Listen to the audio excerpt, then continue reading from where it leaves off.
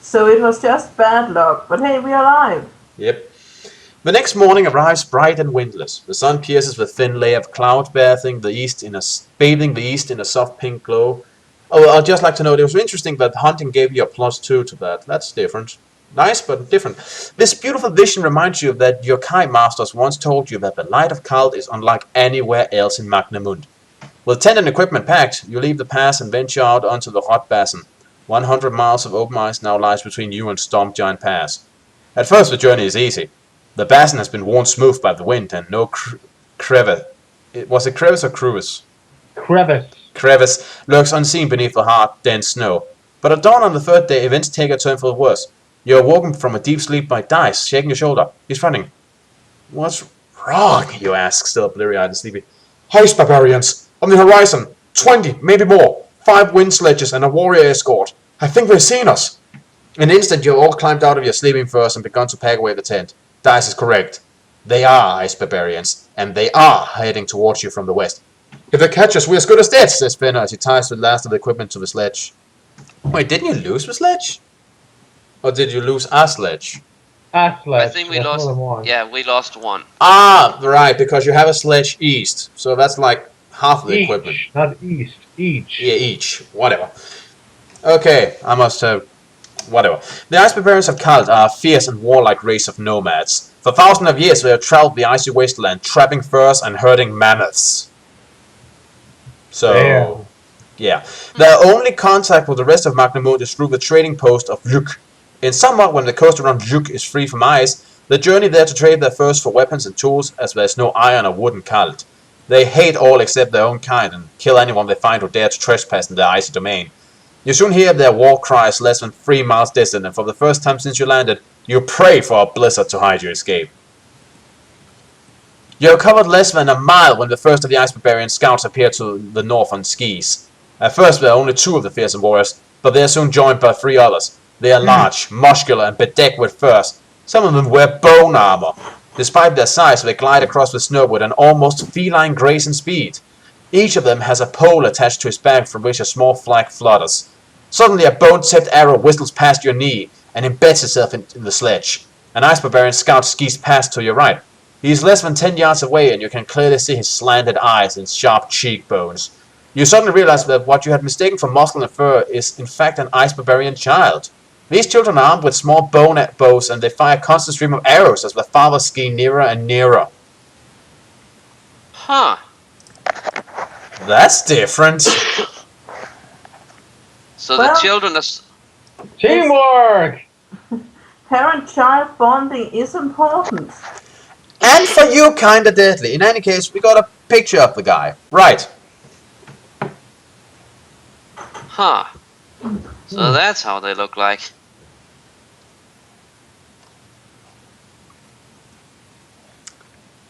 Suddenly... The ski staffs are made out of bones. Yep. So, as we said, no trees around here, so... Apparently they make a lot of equipment from bone when they can't get it traded directly with the countries to the south. Suddenly, Irian falls, an arrow buried in his back. Dice runs to his aid, but is shot down before he has taken a dozen steps. Fenner is hit. An arrow passes straight through his throat. He bravely staggers on for nearly a minute before collapsing in the snow. You're on your own.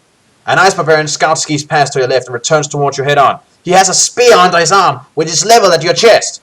Do you wish to fight him or try to escape?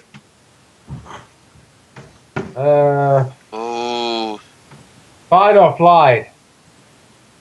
Fight or flight, fight or flight. Oh. Well, that's the question, ain't it? I vote fight. So do I. Alright. Fight. Yeah, it's not like right. we can escape with the kids constantly firing arrows at us. Yeah, plus these guys are faster than us. As the Ice Barbarian scouts is on skis, you will only be able to fight 1 round of combat before the momentum of his attack carries him past you. Roll the die. Oh, by the way, what are your combat skill? Let Hi. me see. Combat skill, this and this, let me see. 25. Okay. Right. So, roll the die. 9.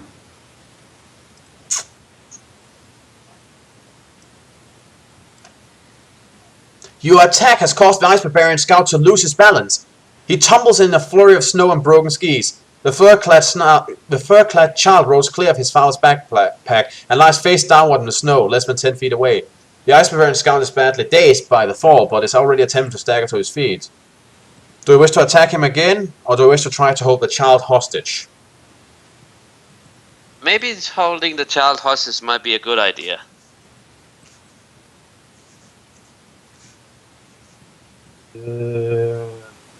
So attack the man who can't defend himself, or hold the child hostage. God damn it. I'm not really into that whole taking hostages thing.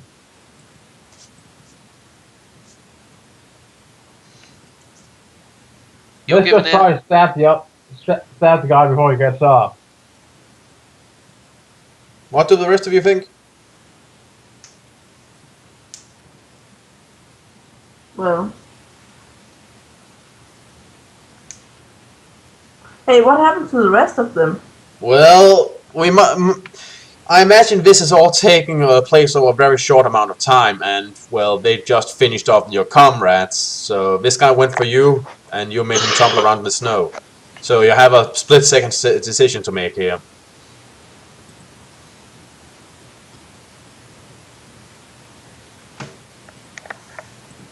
So they might be on your tail in just a few seconds. Maybe.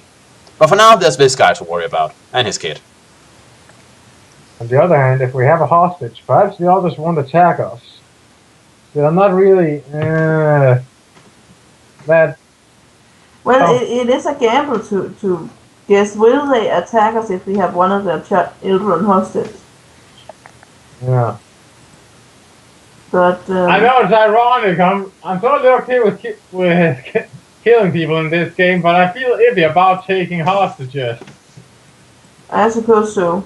I say we go for that one, because elsewise we'll have to slaughter a bunch of children. I think that's sort of opposite in the wrong.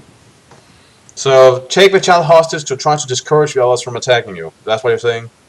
Yeah, that's basically the idea. Maybe once we're out of range of the others, we can dump the kid somewhere and he can run back home. Okay. Well. Okay. The child kicks and bites at your arm like a wild animal. But you have the skill of Sixth Sense. You can sense that the Ice Barbarian child has a bone dagger hidden in his boot. He's trying to reach it so that he can attack you. You manage to hang on to the struggling child and remove a bone dagger from his boot. Remove the bone dagger from his boot to prevent him stabbing you in the back. The Ice Barbarian has drawn themselves up into a circle around you, but they dare not attack while you are holding one of their children as a hostage. Holding the bone dagger to the child's throat, you slowly inch your way towards the sledge. You soon realize that you will never be able to outdistance them on a loaded sledge. You'll have to think of something. And quickly. Well, it's working so far. Oh, and there's a picture here. So yeah, they're keeping an eye on you, but they're not making a move. Yeah. And they're armed with That's for the future. chainsaws. Don't bring your kids to battle, idiot. I don't think that's a chainsaw. I think that might be something they carved from bone. They probably can't make sharp bones, so they make it spiky instead, like a club. It also seems kind of thick. So it's probably more like a club, yeah. That still seems damn impractical, but okay. Well, I can see one that's a little closer. It looks like a giant red knife, whatever. Do you wish to cut the equipment loose, free the Ice Barbarian child, and escape on the unloaded sledge? Or do you wish to lose the equipment but keep the boy with you as a hostage during your escape? Oh, decisions. You have to lose the equipment, otherwise you will never get away. But the question is, do you keep the hostage? I'm afraid to take him too far, because what do we do with him then? But if we don't take him, they're gonna attack us the moment we let him go. Good point. On the unnoticed sledge, what? What? Didn't it say that let the child go and escape on the unnoticed sledge? Yeah, because you had to cut your equipment loose if you ever want to get away from these guys in the first place. Okay. So the question is, do you keep the child or not when you run away? Or slide away, or sledge away, or whatever. What do you guys think? Wow, I never expected to see more dilemmas like this just being thrown at you like this again and again from this book. Why not? What happened when you played? Well,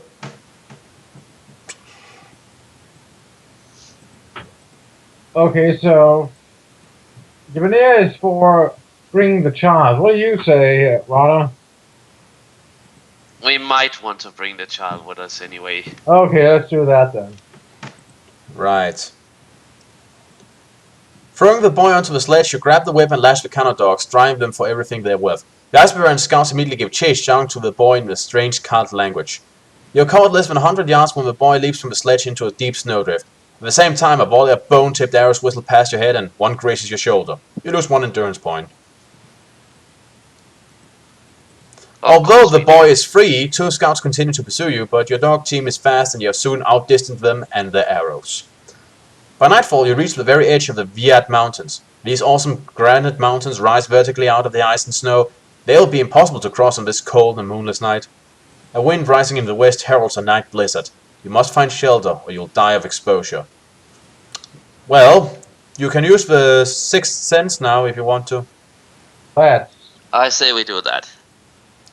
Your Kai discipline reveals to you that there is a network of caves less than a couple of 100 yards to the south. You abandon the sledge and search southwards. You have explored only 100 yards of the rock face when you discover a large fissure, the entrance to the cave. In your eagerness to escape from the bitter wind, you quickly enter and in the darkness fail to notice the crevice that divides this cave in two. In a tumble of ice and stone, you fall headfirst into the dark. So shall we add holes to the things we have to defeat alongside trees? Yep, we will drive around with a giant collections of clocks and just stuff them in every hole we find. Oh god. Yeah. That went somewhere terrible.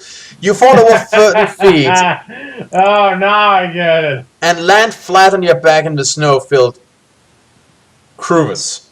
I don't know why that word just won't stick. Crevice. You're surrounded by Try saying it to yourself in your head. crevice. You are surrounded by sharp stalagmites. I can't think a word and read at the same time. Stalagmites and jagged ice. It is just a grammar miss. But you have miraculously escaped death and injury. Shaken but thankful to be alive, you stagger to your feet and grasp a crystal stalagmite for support. You slowly become aware that you can see your hands quite clearly. A faint light is seeping from a fissure to your left. With curiosity getting the better of your natural caution, you stagger across the crevice. Now. Natural caution. You had that apparently. You stagger across the crevice floor and explore this mysterious cave. After a few hundred yards, you find yourself in a huge cavern that spreads out in all directions as far as the eye can see. You have entered the caverns of Khalt and are now looking at an uncharted world that few Sumlending have ever seen. This massive underground labyrinth was constructed by the ancients many ages before the Sumlending set foot in Magnamund. Its wide avenues, temples, and arenas once echoed to the sound of a race of creatures for whom the ice was a natural home. Emlar bowls still hang from the ceiling, bathing the cavern in their eternal light. You trek steadily northwards for nearly 6 hours until you arrive at the bank of a fast-flowing meltwater river. On the opposite bank, you see a tunnel leading off into the distance. You can find no apparent way of crossing the deep water, except by using the ice floes bobbing up and down on the surface. By jumping from one floe to the next, you could get to the opposite bank, but it will not be easy. You'll have to jump at least 3 of the ice slabs to reach the other side. Roll or die. Let's see.